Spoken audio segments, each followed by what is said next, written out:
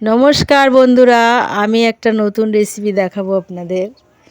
সেটা হচ্ছে ডিম আলুর পাতুরি লাউ পাতা দিয়ে। একটু পোস্ত দিয়েছি, একটু সর্ষে, একটু কাঁচা লঙ্কা। সুন্দর করে বাটতে হবে মিহি করে। মশলাটাকে আলুর ভেতরে দিয়ে শিলটাকে ধুয়ে ফেলবেন না, শিলটাকে ধুয়েও দিয়ে দেবেন, খুব টেস্ট হবে।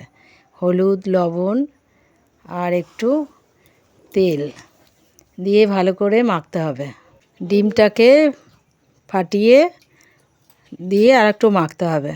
আপনারা এর ভিতরে একটু পেঁয়াজও দিতে পারেন, পেঁয়াজটা দিলেও খুব সুন্দর লাগবে। পাতায় আলুটাকে দিয়ে ভালো করে মুড়িয়ে সুতো দিয়ে বাঁধতে হবে। কড়াইতে তেলটাকে দিয়ে ভালো করে গরম করে তারপরে পাতুরিটাকে দিতে হবে। দেওয়ার পরে অল্প আঁচে ঢেকে ঢেকে ভাজতে হবে। ভালো করে লাল লাল করে ভাজতে হবে। ভাজার পরে যখন একটু কালো কালো হয়ে আসবে তখন নামিয়ে নেবেন। নেওয়ার পরে একটু গরম ভাতের সঙ্গে খাবেন, খুব সুন্দর লাগবে।